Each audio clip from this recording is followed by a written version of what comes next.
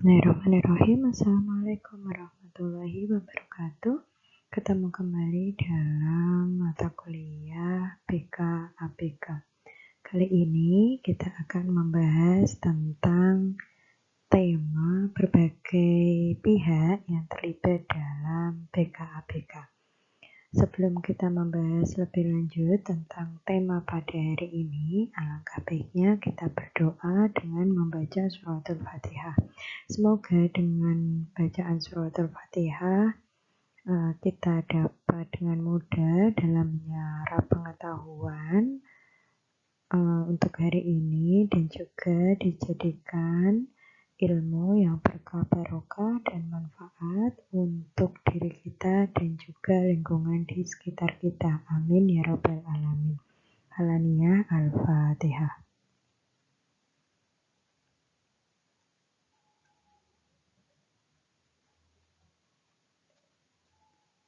Terima kasih. Kita langsung saja untuk membahas tema pada hari ini, yaitu berbagai pihak yang terlibat dalam BK ABK.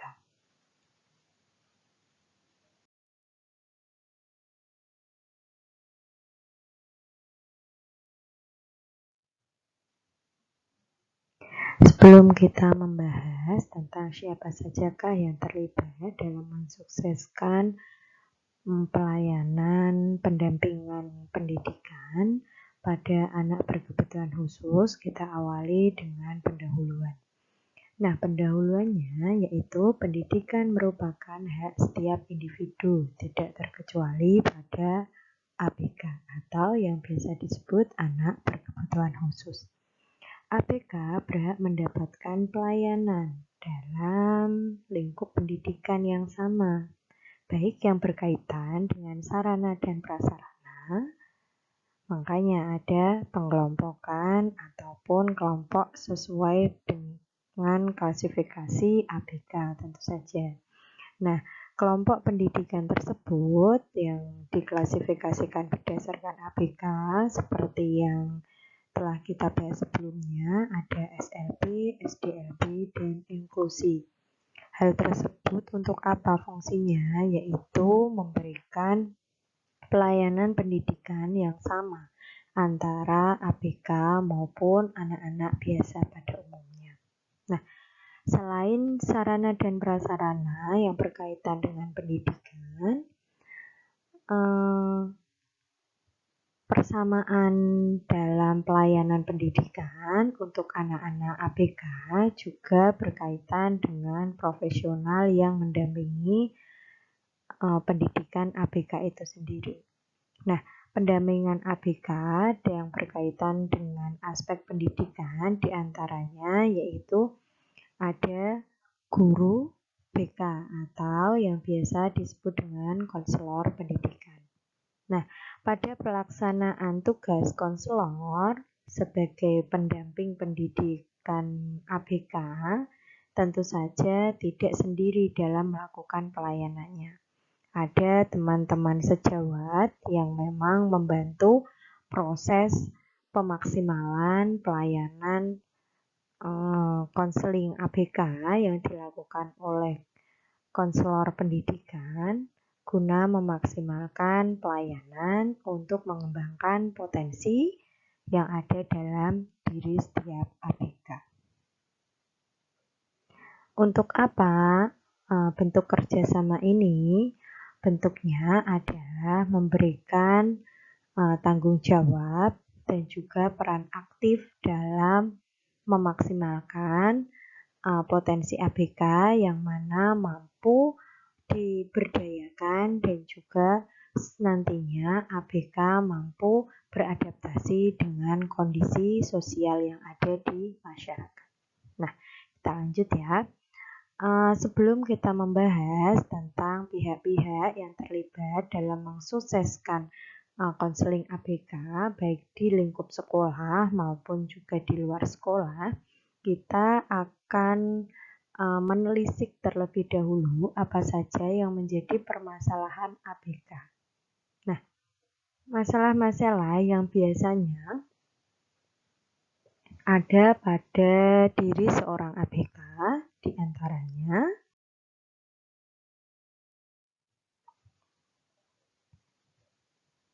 Yang pertama, berbagai hal yang berkaitan dengan bentuk penerimaan diri. Nah, bentuk-bentuk penerimaan diri ini khususnya pada ABK itu sendiri. Saat dia mengalami ABK atau kebutuhan khususnya yang berkaitan dengan fisik, mental, maupun sosial.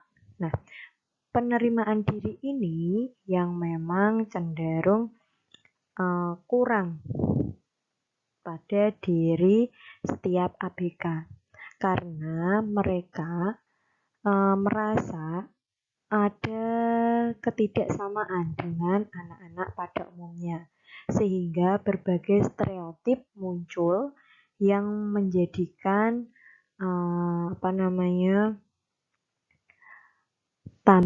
bertambahnya ataupun pendukung untuk berkurangnya atau minimalisir penerimaan diri seorang ABK. Jadi cenderung anak-anak ABK itu merasa tersisih atau tersingkir. Yang selanjutnya, masalah yang ada pada diri ABK itu apa? Yaitu penerimaan dari orang tua.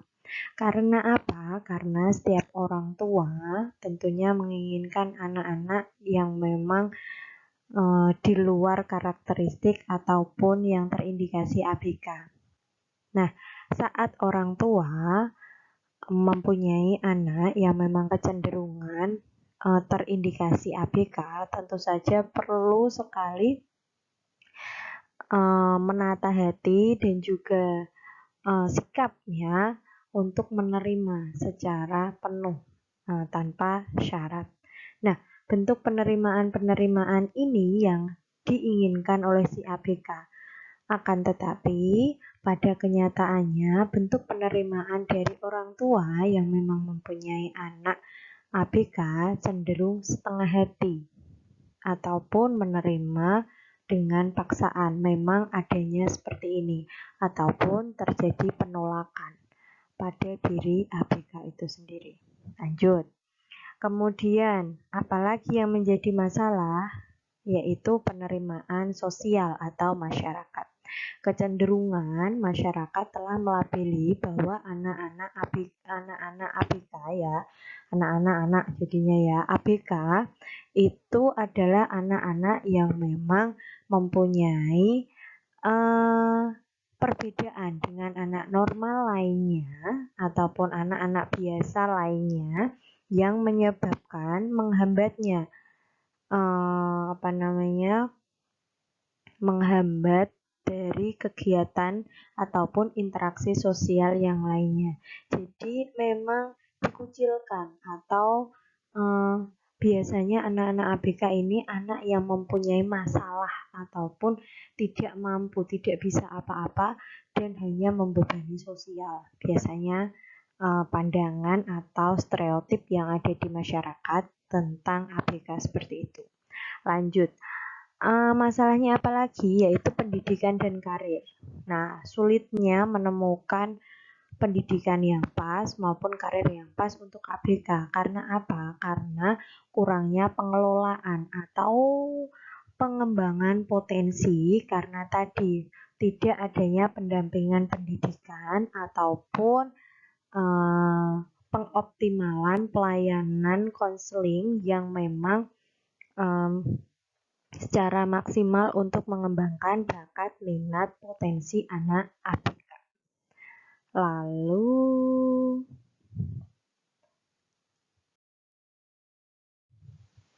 siapa sajakah pihak yang terlibat dalam pelayanan konseling ABK?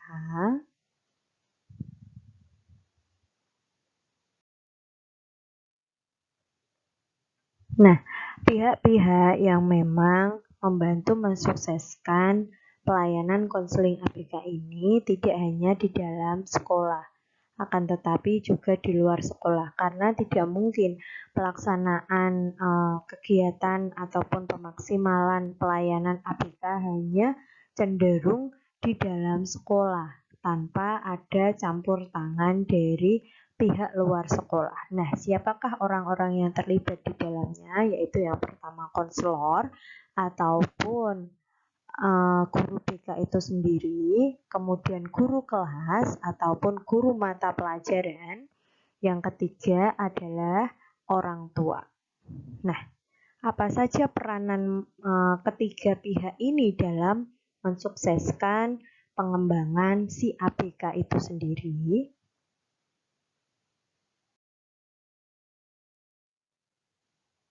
Kita lihat yang pertama yaitu peran konselor dalam pemaksimalan potensi ABK atau dalam mensukseskan kegiatan konseling ABK.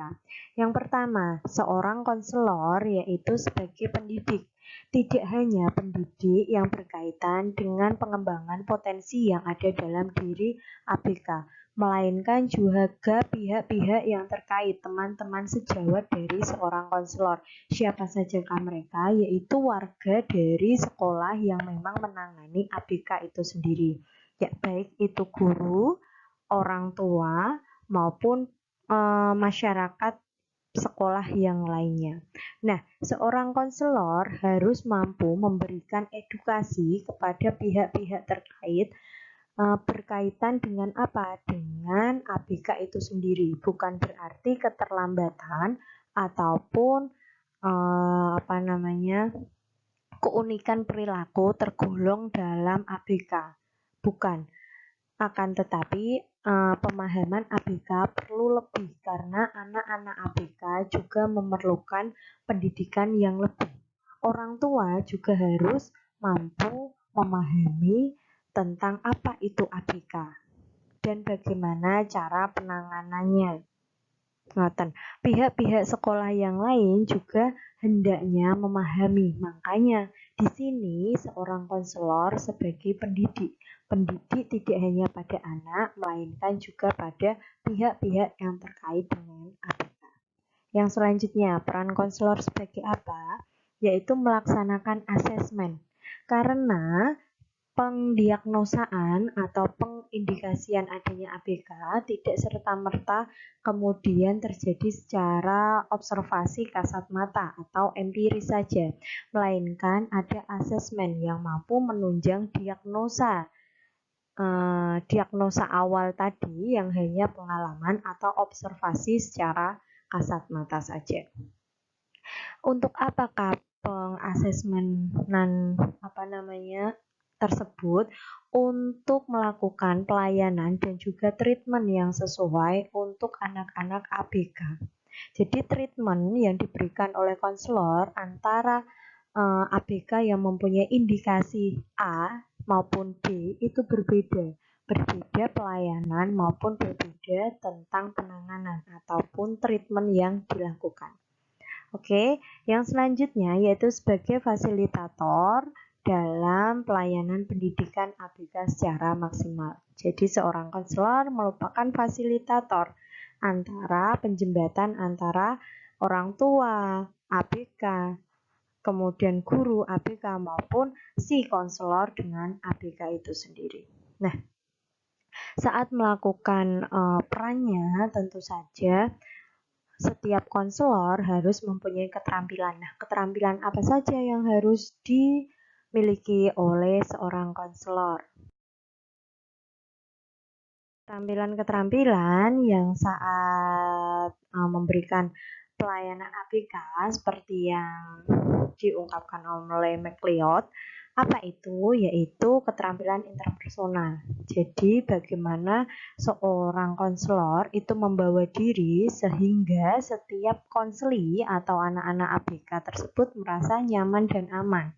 Saat anak-anak ABK merasa nyaman dan aman, maka seorang konselor mampu memberikan pelayanan yang sesuai dengan apa yang dirasakan atau apa yang menjadi masalah utama dari si konseli atau anak ABK itu sendiri. Kemudian yang kedua, attitude yang sesuai dengan norma yang ada. Jadi sikap yang ditunjukkan. Nah, seorang konselor itu sebagai panutan atau figur figur dari konseli. Jadi attitude yang dikeluarkan atau sikap yang ditunjukkan melalui pola-pola perilaku hendaknya sesuai norma yang ada. Kemudian yang ketiga, kemampuan konseptual. Jadi setiap kondisi yang ada, bentuk-bentuk pengamatan atau pemahaman, baik itu berupa tes yang berupa asesmen tadi maupun non-tes berupa hasil rekap data, observasi maupun wawancara langsung dengan konseli. Di dalamnya ada anak-anak ABK ya kan, konselingnya harus mampu merangkum menjadi satu, menjadikan konsep. Nah, konsep ini yang akan menjadi dasar nantinya dalam pemahaman ABK. Apa yang dilakukan, apa yang menjadi kebutuhan si ABK, dan apa yang harus dilakukan.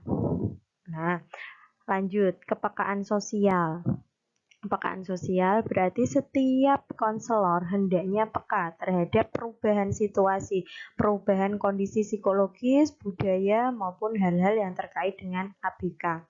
Kehidupan ABK, baik itu berupa pola asuh, kemudian nilai yang ada di keluarga, kemudian cara pandang sosial. Nah, seorang konselor harus peka terhadap semua itu. Yang selanjutnya yaitu keterampilan dalam mengaplikasikan metode dan teknik konseling.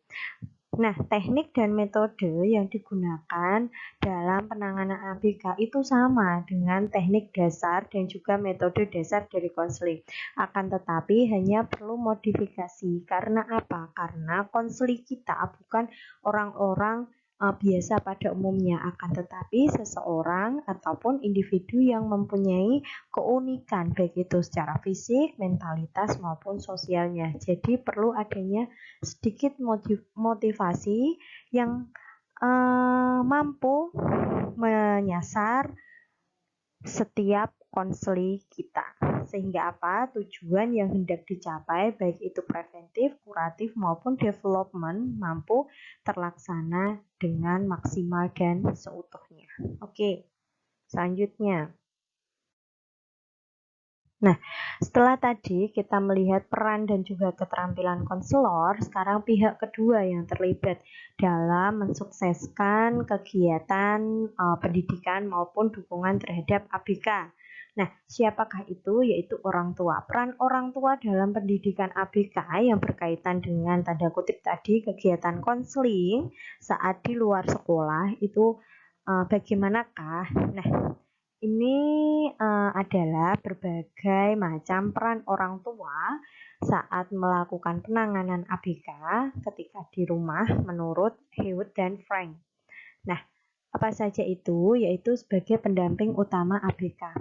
Pendampingan ini tidak hanya dalam lingkup pendidikan saja, nggih, melainkan juga pendampingan secara emosional, kemudian dukungan baik material maupun moral yang mampu menunjang kesuksesan ABK saat dilakukan konseling yang berada di sekolah dan juga pelayanan ataupun penanganan yang ada di luar sekolah, sehingga terjadi sinkronisasi antara pelayanan di sekolah dan juga pelayanan lanjut di rumah. Lanjut, sebagai advokat atau pelindung penguasaan saat si ABK melakukan pendidikan, baik itu di mana pengelompokannya, apakah dia memang berada di inklusi, SLB ataupun SDLB. Selanjutnya, perannya apa? Sebagai sumber data lengkap terkait ABK, karena yang mengetahui ABK secara keseluruhan, aktivitas secara keseluruhan itu orang tua, bukan konselor ataupun guru mata pelajaran. Karena apa? Saat di sekolah, konselor maupun guru mata pelajaran ataupun guru kelas hanya beberapa jam. Sedangkan orang tua dari si ABK itu bangun tidur sampai tidur lagi itu bersama dan mengamati kondisi ABK secara keseluruhan, baik itu dalam bentuk perilaku maupun mentalitasnya. Nah, orang tua dalam kondisi ini mempunyai peran untuk menjadi data pendukung dari asesmen yang telah dilakukan konselor dan juga pendukung nantinya untuk hal-hal yang berkaitan dengan treatment apa yang akan dilakukan untuk memaksimalkan pelayanan ABK. Lanjut, perannya apa lagi? Yaitu sebagai guru di luar sekolah. Karena seorang ABK tidak serta-merta mampu diberikan pelayanan hanya di sekolah, melainkan juga adanya sinkronisasi tadi loh, di sekolah maupun di rumah. Makanya orang tua sebagai guru kedua setelah guru yang ada di sekolah, meskipun beliau orang tua adalah awal dari pendidikan anak sebelum anak masuk di sekolah. Ngoten. 3. Sebagai bagian dari pendukung konselor saat di luar sekolah. Nah, penjelasannya terkait dengan penjelasan-penjelasan sebelumnya ya. Oke, kita lanjutkan. Setelah orang tua dan juga konselor, kita beralih ke peran guru dalam mensukseskan pelayanan ABK apa saja itu? Yaitu pelatih yang awalnya dia teaching, sekarang coaching. Nah, yang awalnya hanya mengajarkan hal-hal yang berkaitan dengan kognisi ataupun juga konasi. Nah, sekarang pelatih. Pelatih berarti mensinkronkan antara kognisi, afeksi, dan juga konasi. Nah, selanjutnya apa? Teman sejawat konselor. Berarti seorang guru di kelas, baik itu wali kelas maupun guru mata kuliah, berkolaborasi dengan seorang konselor memberikan pelayanan yang maksimal untuk mengembangkan potensi, baik itu bakat, minat maupun kecakapan si ABK. Yang selanjutnya sebagai fasilitator. Oke, terima kasih. Mungkin itu dulu yang bisa saya sampaikan untuk tema hari ini. Silahkan kita berbagi pengalaman terkait dengan pendidikan ABK yang ada di lingkungan kita, dan kemudian kita akan berdiskusi bersama di kelas virtual yang telah kita sepakati sebelumnya. Terima kasih partisipasinya, kurang lebihnya saya mohon maaf, saya cukupkan. Akhirul kalam, wassalamualaikum warahmatullahi wabarakatuh.